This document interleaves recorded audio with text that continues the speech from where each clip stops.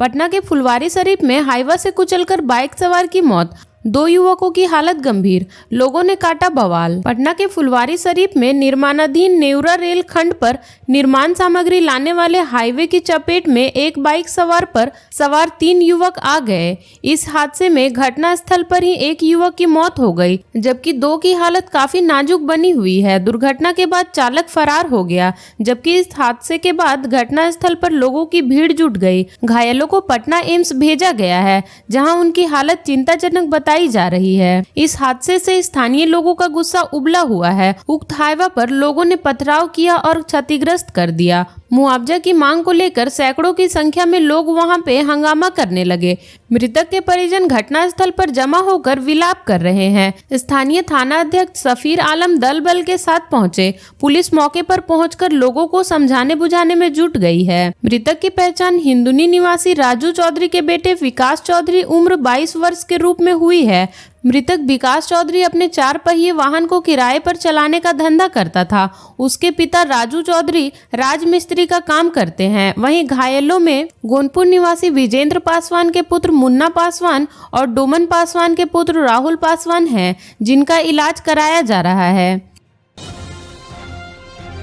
मीसा और हेमा के साथ कोर्ट में पेश हुई राबड़ी देवी, मिली अंतरिम जमानत। लैंड ऑफ जॉब मामले में शुक्रवार को दिल्ली की राउज एवेन्यू कोर्ट में बिहार की पूर्व मुख्यमंत्री राबड़ी देवी और उनकी बेटियों मीसा भारती, हेमा यादव समेत अन्य कई आरोपी की पेशी हुई। अदालत ने शुक्रवार को भूमि घोटाला में राबड़ी देवी, मीसा भारती और हेमा यादव को सुनवाई की अगली तारीख तक अंतरिम जमानत दे दी। दिल्ली की राउज एवेन्यू कोर्ट ने 1 लाख की बेल बॉन्ड पर अंतरिम जमानत दे दी है। इस मामले में अब अगली सुनवाई 28 फरवरी को होगी।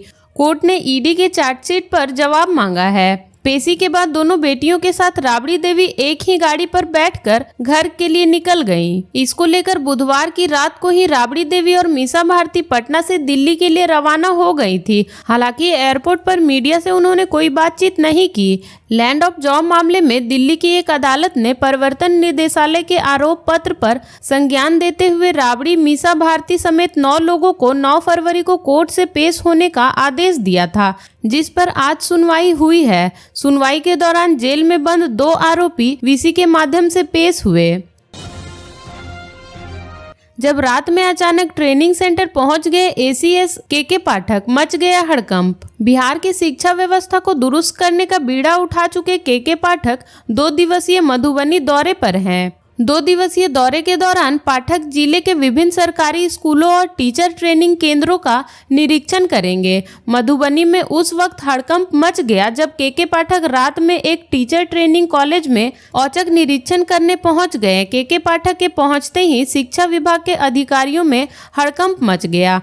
के पाठक पहुंचते ही वहां परीक्षण ले रहे शिक्षकों से पूछा, कोई दिक्कत तो नहीं। 2 दिवसीय दौरे पर मधुबनी पहुंचे शिक्षा विभाग के अपर मुख्य सचिव के पाठक ने रात करीब 8 बजे सकरी से सीधे घोघरडीहा प्रखंड स्थित शिक्षक परीक्षण महाविद्यालय पहुंच गए। उन्होंने वहां का निरीक्षण किया। आमतौर पर पाठक दिन के समय ही स्कूलों और ट्रेनिंग सेंटरों केंद्रों का निरीक्षण करते हैं। हालांकि यहाँ वे रात में अचानक निरीक्षण करने पहुंच गए। के पाठक के आने की जानकारी मिलने के बाद अधिकारियों में हड़कंप मच गया। निरीक्षण के बाद उन्होंने अधिकारियों को जरूरी निर्देश दिए और बाद में वापस मधुबनी लौट गए।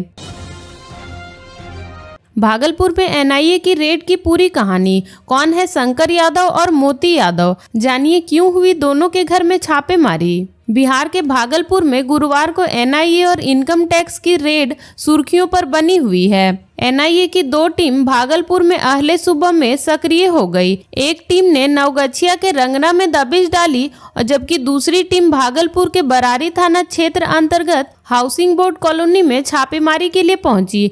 बरारी में property dealer Shankar Yadav NIA के रडार पर चढ़ा तो रंगना में प्रखंड के प्रमुख मोती यादव के खिलाफ एनआईए ने कार्रवाई की। पूरे दिन दोनों छापेमारी की खबर जंगल में आग की तरह फैलती रही। वहीं रात में कार्रवाई पूरी होने के बाद एनआईए ने शंकर यादव को गिरफ्तार भी किया। स्थानीय लोग बताते हैं कि शंकर यादव पहले साधारण सा एक सीमेंट की दुकान चलाता था। उसके बाद वो ठेकेदारी के धंधे में जुट गया। उसने फिर ट्रैक्टर का एक शोरूम खोला। उसके बाद शंकर यादव की हैसियत और चाल ढाल पूरी तरह बदल गई। वो देखते ही देखते हाउसिंग कॉलोनी सहित शहर के कई नामचीन अपार्टमेंट और इलाके में जमीन की खरीद बिक्री करने लगा। कुछ साल पहले ही 0 माइल के गोपालपुर में उसने एक बड़ी जमीन खरीदकर उस पर भवन निर्माण का कार्य शुरू किया था।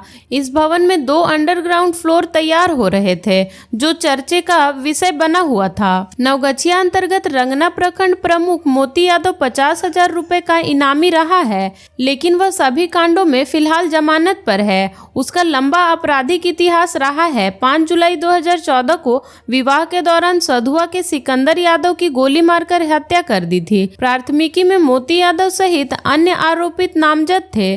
बिहार के ऐसे ही तमाम छोटी बड़ी खबरों को जानने के लिए चैनल को सब्सक्राइब कर ले और बेल आइकन को भी प्रेस कर लीजिएगा, ताकि हर वीडियो का नोटिफिकेशन आपके फोन में पहुंच जाए।